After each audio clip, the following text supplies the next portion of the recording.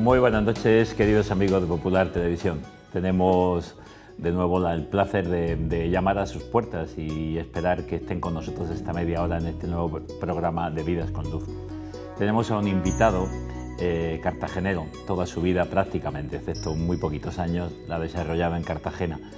Y bueno, pues ha trabajado en varios sectores y ahora mismo en una realidad desde hace más de 30 años que es muy importante en la Iglesia, aunque a veces la tenemos olvidada y solo la recordamos pues a final de enero cuando vivimos la Semana de la Unidad de la Oración por los Cristianos, la Semana de Oración por la Unidad de los Cristianos.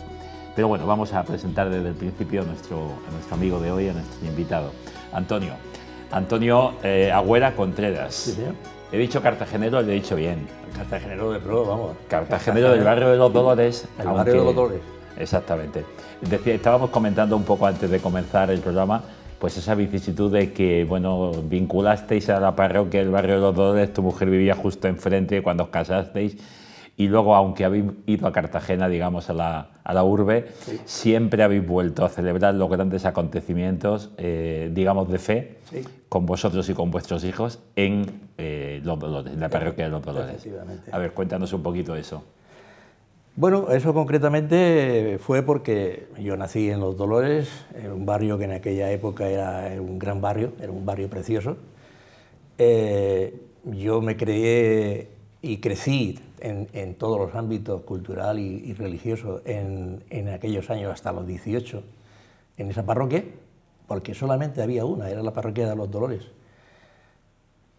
La que iba a ser mi esposa, en principio también vivía justo enfrente, y durante los años que yo estuve en Los Dolores, estuvimos en Los Dolores, se dio una circunstancia muy especial, y es que en Los Dolores confluyeron tres personas importantísimas para la gente joven que entonces estábamos en aquella época. Un coautor que llegó a la parroquia, el alcalde pedáneo y un ex seminarista que por circunstancias de la vida se incorporó a Los Dolores. José Espinosa, Salvador Carrillo y don Ángel Martínez. Tres personas que marcaron el momento. Y allí pues se aglutinó una serie de gente joven que entre la formación religiosa del Vaticano II, porque estábamos en plena ebullición del Vaticano. Estabais ahí con 16, 18, 20 años, todo un grupito, y en efervescencia, que estaba el concilio en ese momento en marcha, total, y los primeros documentos salían y era una verdadera revolución. Una verdadera revolución. Una verdadera revolución, y además un sacerdote joven que era muy Vaticano II y nos daba a conocer los documentos, lo comentaba con nosotros. Llegamos a celebrar Eucaristías en modo cerrado, con grupos muy reducidos y muy abiertos, cosa que lógicamente en aquella época no era normal, por decirlo de alguna manera, pero eso fue importantísimo. Él nos daba los documentos, los discutíamos, hacíamos reuniones de vis a vis. Luego, Salvador era un hombre que fue abierto a la gente joven, hizo teatro, hizo grupos, hizo el pedáneo. El pedáneo, con ganas de energía. Sí, con ganas de trabajar, Tenía gente de nuestra edad. Y Pepe Espinosa, que es... Bueno, Pepe Espinosa en Cartagena es... El músico, el director de coro de por excelencia. Es el maestro. Yo siempre le digo el maestro. Muy amigo mío, sí. Sí. Y entonces, claro, hicimos una coral polifónica de la parroquia de Los Dolores. Participábamos en habaneras, participábamos en villancicos. Eso fue el germen de la coral Cartagonova. Eso fue el germen de la Cartagonova, porque posiblemente, bueno, yo he pertenecido también a la Cartagonova y hemos seguido y ahí hemos estado trabajando, pero efectivamente, ese fue nuestro inicio de fe. Nosotros somos Concilio Vaticano II. Y entonces, en ese mundo nos fuimos formando.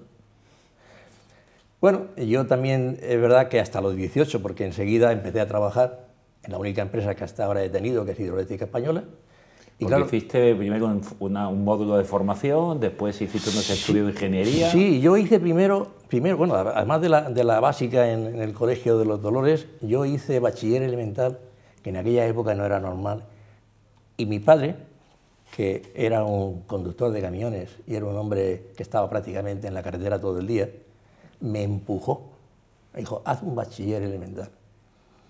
Y yo, un crío con 14 años, pues dije, vale, pues voy a hacer un bachiller elemental, no sé lo que es, pero yo tenía que ir todos los días de Los Dolores al instituto de Isabel Espera a hacer el bachillerato elemental. Era una odisea, entonces estaban los tranvías. Y bueno, ahí estamos. Y después, tierra. Y tierra. Y nos subíamos a la parte trasera de los tranvías para no pagar el billete. Entonces, claro, bachiller elemental. Y mi padre incluso me dijo, dice, continúa al superior. Y yo le dije, padre, es mucho para mí. Entonces mi hermano había hecho ya formación profesional en la escuela de Bastarreche y yo ingresé ahí. Hice mis cursos, mis 3 cursos de esto. Ustedes eran compañeros, ¿no? Estos son compañeros de Bastarreche. De Bastarreche. Y esa es la Plaza de España, de Cartagena. Esa es la fuente. Bueno, esto es entrañable. Esto es entrañable. Y entonces, después de la escuela Bastarreche, otra circunstancia que entonces se daba y ahora es muy difícil, es que encontré trabajo enseguida, porque nosotros salíamos de la escuela Bastarreche y salíamos prácticamente directos a las empresas a trabajar, tanto de Bazán como de la Bastarreche. Todos éramos para empresas. Entonces estaba refinería, estaba ya... Era el inicio de la industrialización del Valle de Combrera. Sí. Y estaba ya construyéndose la central térmica de Combreras en su segundo y tercer grupo. Entonces yo solicité y me llamaron a un examen a Hidroeléctrica Española. Me fui a Manises, porque entonces tenía una escuela de formación, que creo que aparecerá también en una foto de Manises. Y parece mentira, pero ahí también es un camino, porque ahí encontramos un sacerdote, que eso era una máquina para tenernos sujetos, zagales con 18 y con 19 años, y con 20 y con más. Os juntaba con el fútbol. Ahí está. Y antes del fútbol nos hacía picar una balsa que había en el terreno de Manises y nos hacía picar allí en una balsa y después nos mandaba agua. Os hizo crecer en el trabajo y en el esfuerzo. Y en el esfuerzo. Eso es fundamental. Entonces, bueno, ya la vida laboral, pues hasta ya, toda la vida. Tuve la suerte de volver a Cartagena, me destinaron a Cartagena, eso fue una gran suerte, y ahí se produjo la otra conjunción importante. Servicio militar, trabajo y estudios de ingeniería técnica. ¿Cómo? Pues una circunstancia muy sencilla. Un amigo me dijo, oye, podemos presentarnos a una ingeniería que va a salir nueva. Era el Plan 68. Y todavía aquello no era la Universidad Politécnica ni nada. No, que eran unos cursos dependientes. Entonces era la Escuela de Minas. Aún era la Escuela de Minas. Después ya se convirtió en ingeniería técnica, que nos fuimos al Paseo de Alfonso XIII. Y allí empezó, ahí empezó. La UPCT, eso es una joya. Y bueno, hice la ingeniería con mucho trabajo, con mucho esfuerzo, pero al final consiguió salir y ahí estábamos trabajando, manteniendo el noviazgo como podíamos y el trabajo que había que plantearse. Y cuando tuve la ingeniería, la empresa dijo, vale, si la quieres que te la reconozcamos, pues preséntate a un examen, como otro cualquiera de la calle, ¿no? O ni más ni menos. Y yo me presenté. Y ahí se produjo el lapsus de los 6 años, porque el destino fue salir de Cartagena, pero por muy poco tiempo. 6 años. ¿Pero ya os casados? Casado. Nosotros nos casamos el 18 de marzo del 72. Vamos a cumplir 50 años de este año. Estamos en el camino. En la víspera de San José, 50 años. Sí. Mi esposa se llama María José y la víspera nos casamos. ¿Y aquí estáis, el día de la boda? Bueno, estos son auténticos pimpollos. Jovencitos. Estos son primas de mi esposa, sí. 2 pimpollos ahí. Íbamos camino de 26 y 23. Ahora la gente no se casa con esa edad, eso está claro. No, pasan los 30 y los que se casan. Y ya viste una familia con 4 hijos, 2 hijas y 2 mellizos. Sí, nos nacieron 2 hijas, Amabel y Rosa Marina, y luego vinieron 2 gemelos, 2 chicos, que ya ahora tienen ya 38 años. ¿Y cómo se vive de abuelo? Perfectamente, es una auténtica maravilla. El ser abuelo es la mejor etapa que tiene uno en la vida. El ser abuelo es una maravilla porque ya no hay obligaciones, ya solamente es dar satisfacción a las nietas. Que estás criando, pero estás dando cariño y sin obligación. Sí. Le estamos dando cariño con educación, pero lo que causa problemas, los padres. Nosotros, el cariñito. Claro, cuando nos ven y dicen, abuelo, abuela. Claro. Fíjate, decías, yo quería que me contaras un poquito más esos debates, porque ahora mismo el Papa Francisco nos ha invitado a toda la Iglesia a esta etapa sinodal con unas preguntas que podamos responder y que responda quien quiera, creyentes, no creyentes, más vinculados a una parroquia, gente que va solo a la misa, gente que no aparece nunca solo por sacramentos y que pueda responder, gente muy integrada.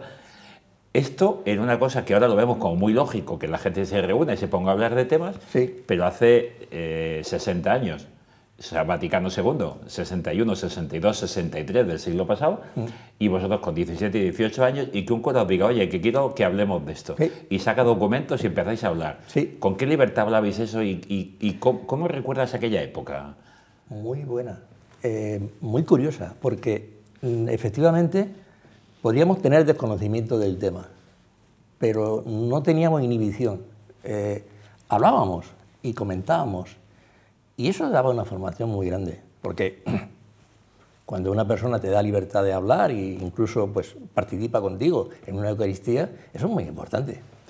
Entonces, eso es lo que dio lugar a que, bueno, pues porque participáramos en eso, luego fuéramos, cuando ya estábamos casados, o antes incluso nos dieron cursillos prematrimoniales, pues había un movimiento. O vinculaste y decir. O vinculamos totalmente a la vida eclesial de una comunidad. Fue la renovación, digamos, litúrgica, que era lo más llamativo, pero sobre todo fue la participación de los seglares, de los laicos. Entonces vosotros ahí enseguida os vinculasteis a través del movimiento familiar cristiano, ¿no? Totalmente. Y con los cursillos prematrimoniales. Sí, los cursillos era uno de los temas, porque, bueno, es que éramos un grupo de más de 40 parejas, gente de la misma edad, que nos casamos todos en un lapso de 2 años, todos tenemos los críos con las mismas edades, y trabajábamos todos juntos, y había una serie de matrimonios que nos participaban con nosotros dándonos formación, y nosotros a su vez después devolvimos ese don, dándolo también a su vez. A vosotros os dieron y dijiste, podemos hacerlo nosotros, lo damos. Nosotros ya una vez casados, ya participábamos en esos cursillos. Ahí es donde se produjo un poco la ruptura, porque nosotros en el año 74 nos marchamos a Cortes de Pallars, a la provincia de Valencia, y estuvimos 6 años, pero no teníamos fecha de caducidad. Podíamos haber estado 6, 12, 20, pero tuvimos suerte. A los 6 años surgió una plaza en Cartagena, la solicitamos y aquí estamos otra vez. Y entonces, claro, quisimos retomar la misma...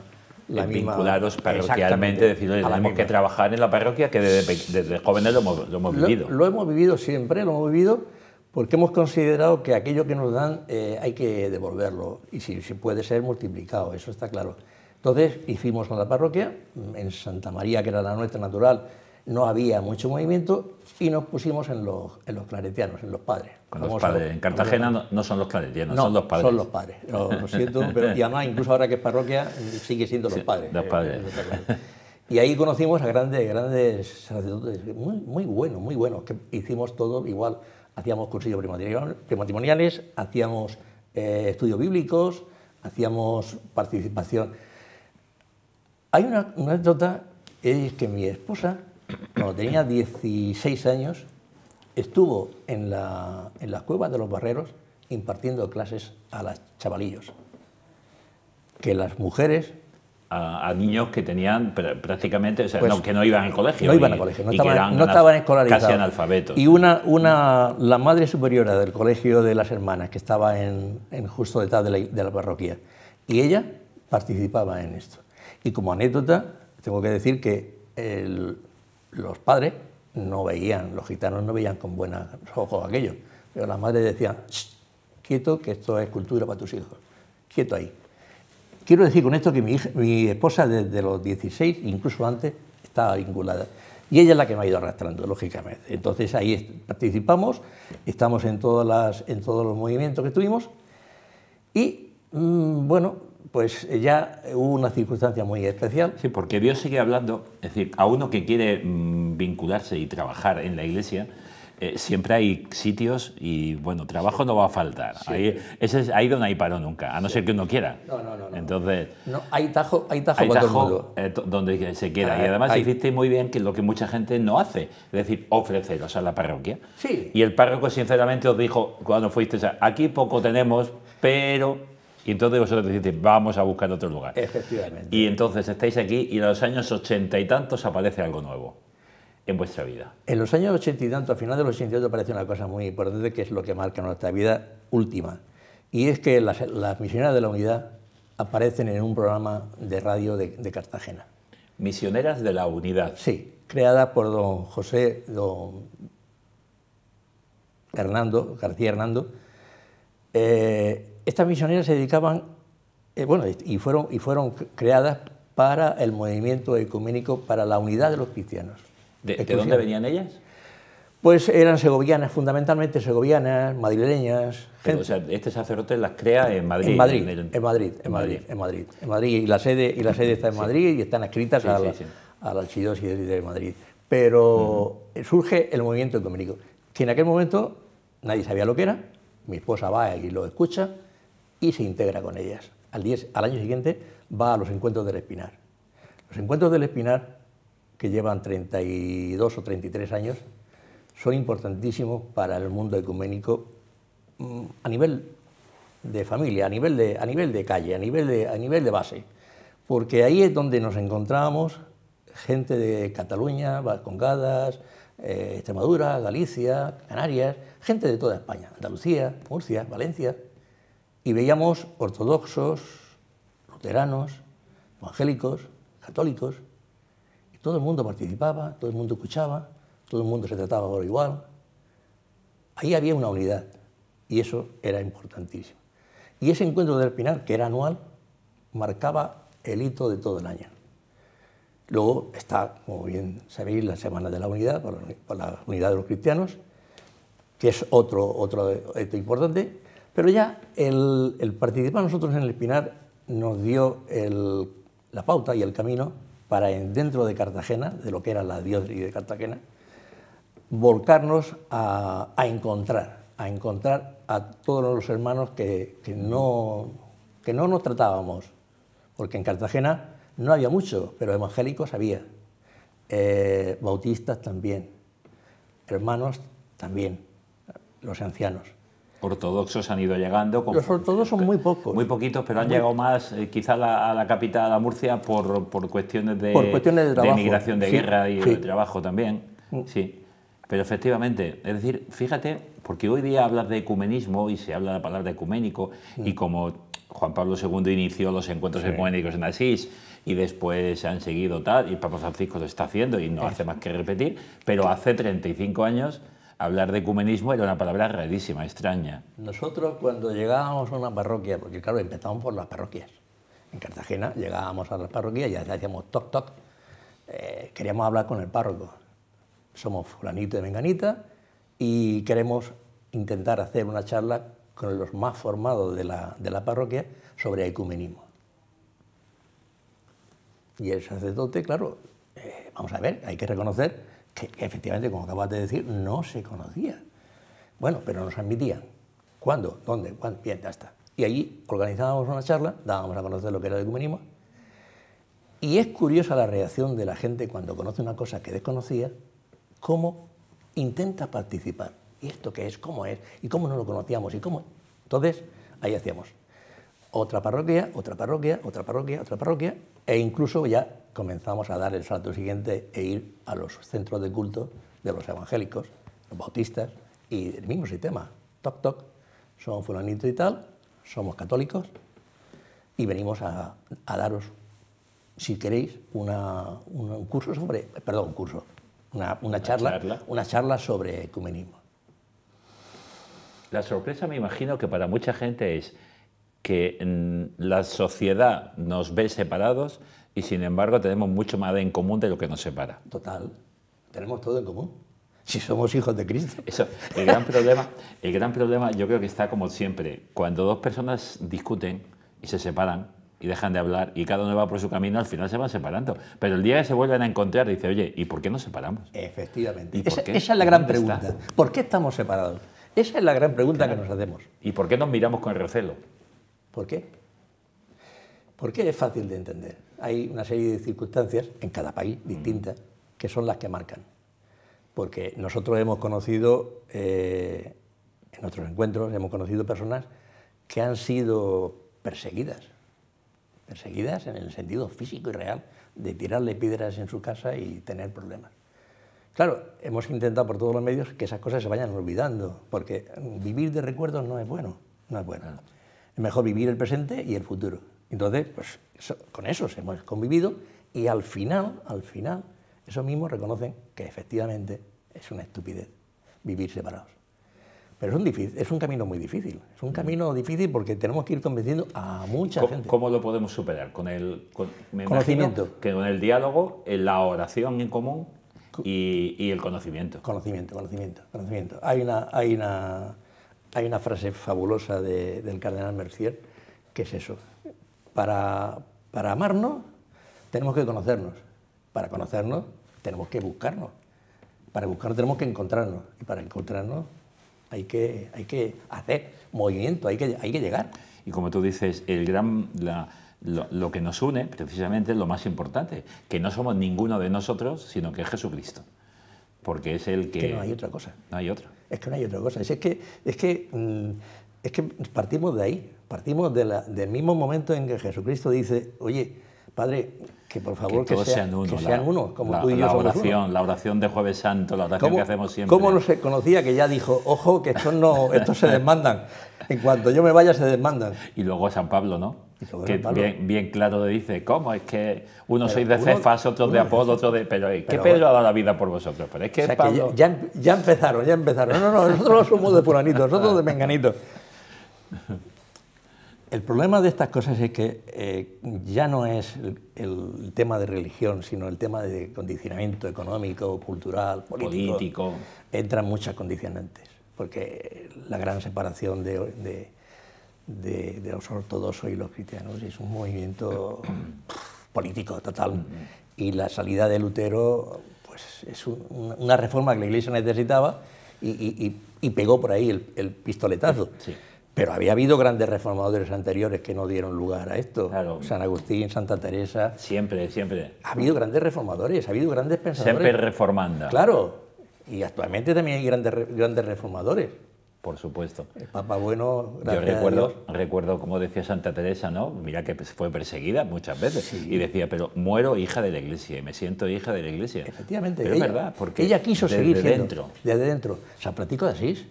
Pues, ¿cuántas veces lo he comentado yo con gente a nivel familiar? La familia de cada uno de nosotros no es perfecta y discutimos 20.000 veces, pero si yo me salgo de mi familia para criticarla, entonces no ayudo ni a mi familia ni me ayudo a mí. Es desde dentro. Claro. Vamos a Lo mejor es, dentro de la familia, habla. Vamos a ver. Habla y discute. Sí. Y concretamente ahora, ¿cómo movéis en Cartagena? ¿Qué estáis haciendo? ¿Qué soléis hacer a lo largo de En Cartagena, después de 30 años de camino, si dijéramos camino del desierto, estamos viendo ahora mismo un momento fabuloso. En Cartagena, en la diócesis de Cartagena, hay 3 movimientos de oración ahora mismo. Uno en Cartagena, que fue el primero que se formó, otro en Murcia y otro en San Javier. Esos 3 movimientos de oración estamos perfectamente coordinados, cada vez se va expandiendo, eso como las manchas de aceite, cada poco claro. Se van expandiendo, gracias a Dios, con un gran déficit, que es que no tenemos gente joven. Y ese es el gran déficit de la Iglesia actual, no hay gente joven. El problema es que no hay gente joven en ningún sitio. No hay ningún sitio. Porque a veces se dice, la gente joven en la Iglesia, la hay en algunos sitios, la hay. Pero es verdad que tampoco la hay en otros lugares. No. Entonces, a veces nos critican dónde están los jóvenes en la iglesia, y dónde están los jóvenes en la política, dónde están en la sociedad, y en los clubs y en las asociaciones. Hay una generación, complicada. Postdemocrática. Pero no podemos tirar la toalla. No, en absoluto. Nosotros seguimos. Y cada vez que hacemos una celebración, nosotros este verano pasado, en San Javier se hizo una reunión por la vida y por el planeta. Allí participamos toda la gente que estábamos en la región en defensa de la tierra que estamos destrozando, del Mar Menor. La casa común. La casa común, la ecumene. La ecumene. Ecumene. Si no es esa, es la casa común. Y dice, oye, ¿y tu casa la estás rompiendo? ¿La estás destruyendo? ¿Tu propia casa? Entonces, al menos en la Iglesia Universal tenemos, por un lado, los encuentros ecuménicos que el propio Papa, y fíjate que es curioso, la Iglesia Católica es la que lanza todo esto siempre, y luego pues esa semana de oración por los cristianos, sí, que hemos celebrado hace muy poquito, sí, siempre, porque a final de enero al menos concluimos con la fiesta de la conversión de San Pablo esta semana, y se nos invita a orar, y a orar, que seamos uno, Señor, que seamos uno, para que el mundo crea. ¿Cómo van a creer en nosotros si estamos peleados y divididos? Sí. Efectivamente. Y cuando efectivamente sobre una iglesia como en este caso nosotros lo hemos llevado muchas veces en los paules, en el púlpito de nuestra iglesia para hacer una homilía va un pastor evangélico o va un pastor bautista y habla de unidad y habla de fe y habla del evangelio que ellos manejan con una facilidad asombrosa, pues es un punto de vida, es un punto de luz, eso es importantísimo. Claro. Entonces, claro, para continuar eso, nosotros lo que decidimos hace unos años, cuando digo nosotros es todo el grupo, hacer una oración mensual. Y entonces nos reunimos mensualmente. Eso se hace en los tres grupos, en Murcia, en Cartagena en los tres grupos, sí. Lo que ocurre es que, claro, bueno, estos 2 últimos años ha sido terrorífico por el tema de la pandemia, claro. Pero había empezado antes y se mantiene, gracias a Dios se mantiene. Cuando no lo hemos podido hacer presencial, lo hemos hecho vía online y ha funcionado. En la oración, los momentos de oración son extraordinarios porque son eso, recogimiento, oración, cada uno dice lo que expresa, pero sin más. Y de ahí se sale con fuerza. Con ganas. Con ganas. No quiero que se nos escape porque el tiempo nos vuela. Vale. Y hay una cosa interesante que es una anécdota, pero que también es importante. No sé si como fruto de estos encuentros conocisteis o habéis conocido a gente que ha tenido que emigrar de sus países con la guerra de los Balcanes, sí, hace 20 años, ¿no? Y que vienen a Cartagena una serie de familias. Sí. Y bueno, pues tenemos una foto que han mandado con la que yo quiero que terminemos. Aquí parece una fiesta, celebrando un cumpleaños de una familia, pero aquí hay alguien muy especial, sí, y esto no es en España. No. A ver, cuéntanos esta historia. Esto es en Cluj, un pueblecito de Bosnia. Bosnia y Herzegovina, una vez acabada la guerra. Esto fue en abril del año que acabó la guerra. Estas familias, más de 100 familias, vinieron a Cartagena de los campos de recogida de la Cruz Roja. Los campos de refugiados. Los campos de refugiados. Con aquella guerra que... Aquella guerra terrorífica, sí, que vinieron 100 familias. Las mujeres y los niños estaban por un sitio, los maridos en campos de concentración, y gracias a la Cruz Roja se logró unificarlos y traerlos a distintos países. Concretamente a Cartagena llegaron 100 familias y llegaron en diciembre, llegaron con todo el frío al Villa Caravani en el Mar Menor. Allí aparecieron.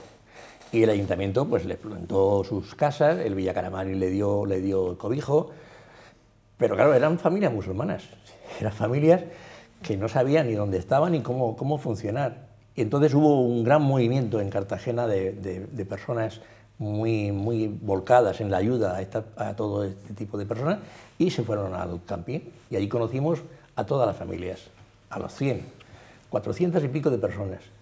Y cada uno cogimos por sintonía de decir, cogimos una familia. Nosotros concretamente cogimos a esta, es una familia con 4 niñas, Mejo, Merima y las 4 niñas.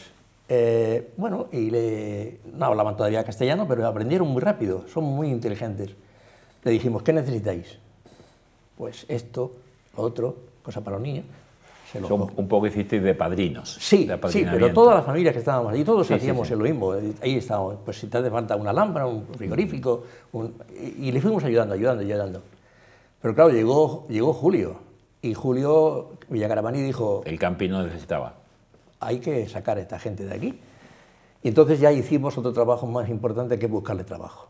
Buscarle trabajo costó, pero se volcaron también la gente de Cartagena, se volcaron. Hubo una familia en San Antón, una panadería, la panadería que había, ya no está, desgraciadamente, pero una gran panadería que había en San Antón, y le dio trabajo. Este señor es un ingeniero industrial, doctor de matemáticas y química. Daba clases en la Universidad de Bosnia y manejaba una fábrica con 1000 personas. Era una gran cabeza. Estuvo de peón de panadero en la panadería trabajando por las noches. No se le oyó jamás una queja. Solamente, claro, hicimos mucha vida con ellos, teníamos mucha confianza, y unos meses antes de acabar la guerra, él nos dijo: Antonio y María Pepa, yo quisiera volver a Bosnia. Y le dijimos: lo que tú digas. ¿Tú quieres volver? Sí, yo quiero volver. A ver si puedo ayudar a mi tierra, a mi patria. Pues muy bien. Se le declaró un cáncer. Mi mujer buscó los médicos, lo operaron, pero no tenía solución, no tenía solución. Y él lo sabía, pero él quiso volver a Bosnia.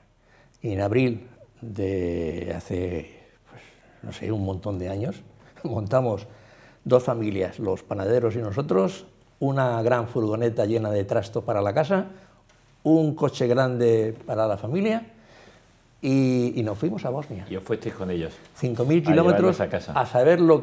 Sin saber lo que encontrábamos. Eso fue una odisea. Porque ahí sí que se ve, yo lo he dicho, se ve que había algún ángel que no tenía nada que hacer y le dijeron, pues mira, vete con ellos, a ver si... Sí, porque nosotros llegamos a la frontera y en la frontera no... A los españoles nos trataban, maravilla, pero cuando veían que eran bosnios, no había nada que hacer.